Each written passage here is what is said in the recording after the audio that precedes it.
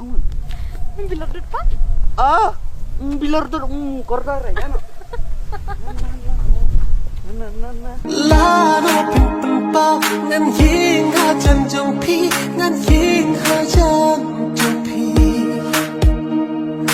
ban sa jing kan ma len ter kisni